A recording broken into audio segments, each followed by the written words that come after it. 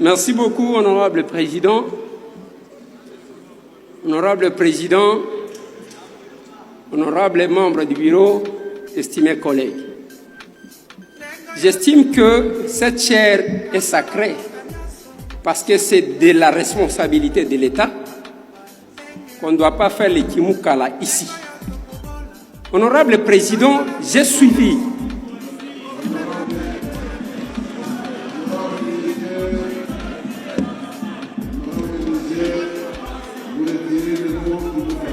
Je retire, président. Je reviens sur ce que je viens d'apprendre. Si je l'ai dit, honorable président, je me suis posé la question de savoir en quoi c'était une motion d'information. Comme c'est une réaction, je vais réagir. Parce que le mauvais de l'éducation du système éducatif que nous avons eu de Belge, c'est de mémoriser, réciter. Honorable président, je connais c'est quoi le budget programme.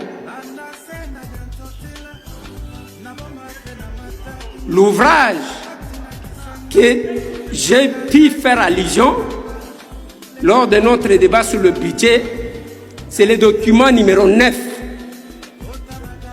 Je vais commencer. Le document numéro 1 est écrit Projet de loi des finances, exercice 2025. Document numéro 2, projet de loi des finances, exercice numéro 25, ainsi de suite. Mais quand vous arrivez à d'autres documents, honorable président, vous allez trouver qu'on a écrit exercice 2025-2027. Ce qui n'est pas écrit sur le document dont j'ai fait allusion, honorable président. En ce qui concerne les débats sur le budget programme, je ne sais pas, les perspectives, les projections. Honorable président, j'ai donné une référence. Et même quand j'ai cité, quand on parle de budget programme, je vais peut-être réfléchir. Sommes-nous capables, même dans 5 ans, d'acheter 60 avions? C'est une question si ce n'est pas une démagogie. Et je reviens, même quand on parle de 3 ans, la commande d'un avion neuf, ce qui est écrit, peut nous prendre combien de temps? Et dans le document que j'ai lu, honorable président, c'est écrit responsable Jean-Pierre Bemba Gombo, vice-premier ministre des Transports et Voies de Communication. Je n'ai rien inventé.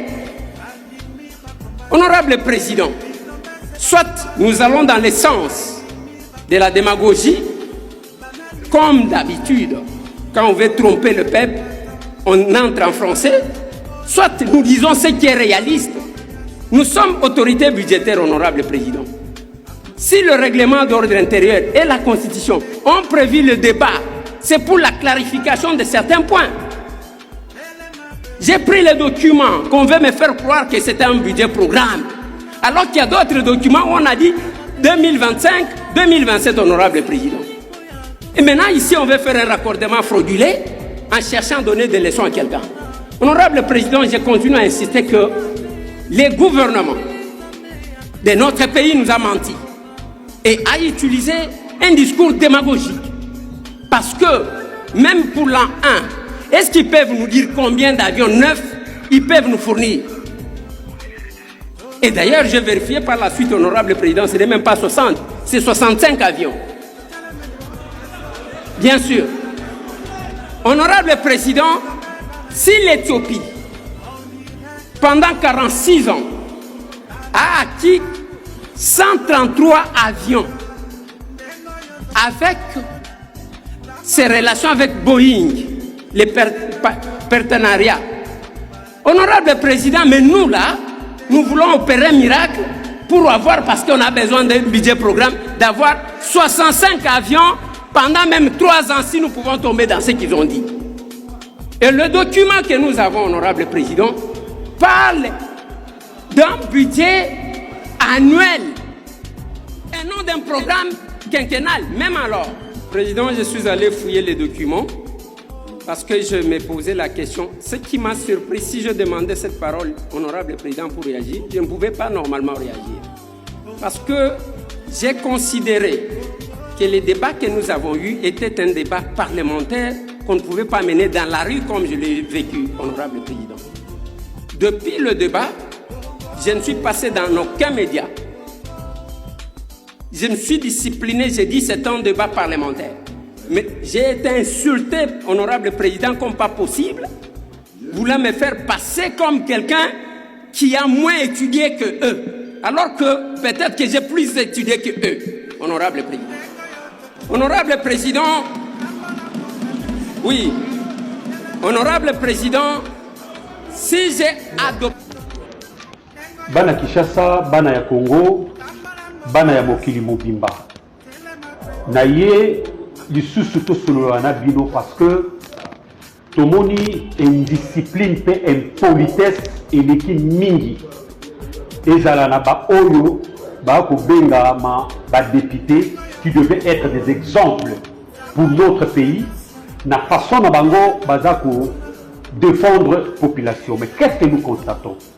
Nous constatons de l'indiscipline, de l'impolitesse auprès de ba oyo, ba bengami, ba représentant de la population. Nous sommes désolés. Ya ko yoka ndeko oyo Eliezer Tambwe.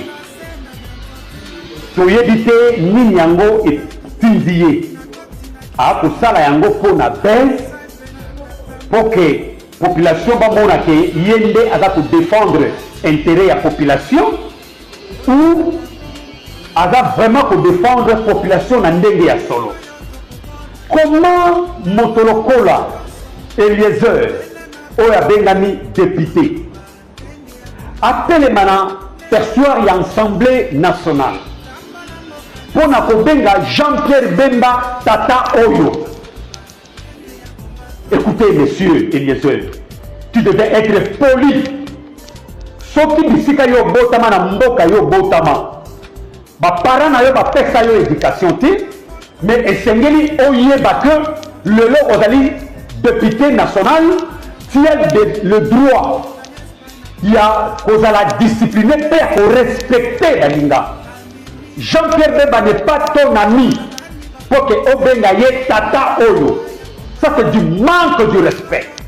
Et toi, pour qui permettre yo pe atamokolo moko Obenga Jean-Pierre Bemba Tata Oyo. Ba fonction Oyo Jean-Pierre Bemba a sala na kati ya mboka Oyo. Yo Eliezer tu vas kusala yango. Tu dois du respect. Et pas il y a Jean-Pierre Bemba Kombo. Tu dois dire respect. Tu dois du respect. Jean-Pierre Bemba fut le vice-président de ce pays. Mais au autres loba pour la Tina, il y a programme, il y a gouvernement.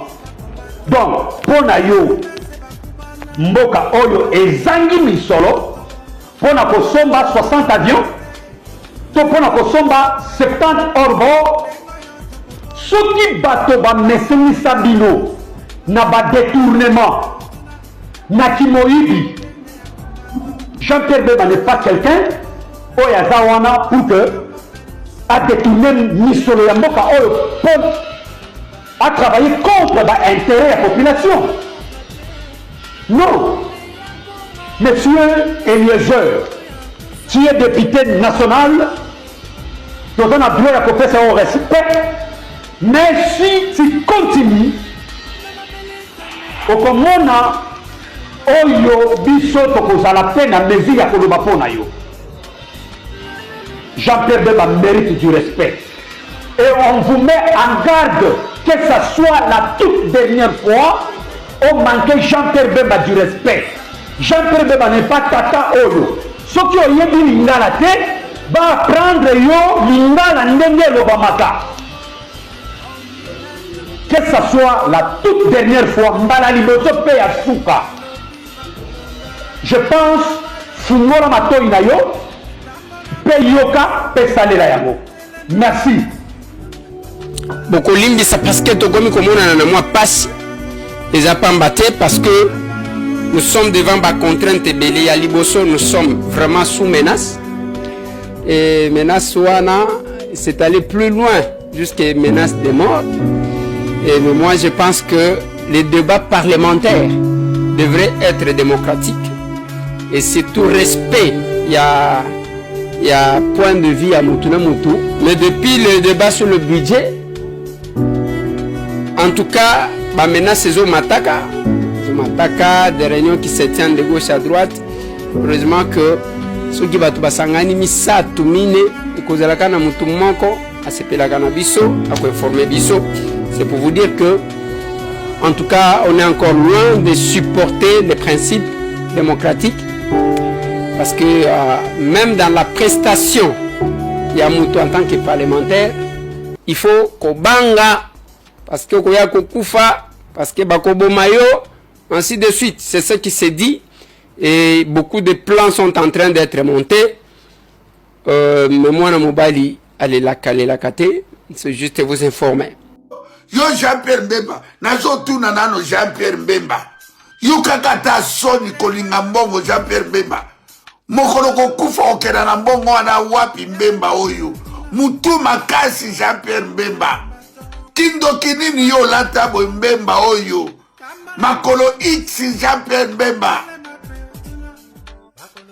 Yo ebisenga Félix Tshilolo aza illettré. Aebo komata kombo na ete. Aza bourrique de naissance Jean-Pierre Mbemba. Oyo kisi bato soni Mbemba oyo. Uta wapi Jean-Pierre Mbemba, obotama wapi. Elongi ka konfirma bakosa, obimisi pe longi ya Foreman, okasa Mohamed Ali na Foreman, nenge Mohamed Ali abetaka Foreman. Yo Jean-Pierre Mbemba, okono soutenir un illettré. Jean-Pierre Mbemba, oza bolole moko, na ebite, tala nenge Félix asambusi yo.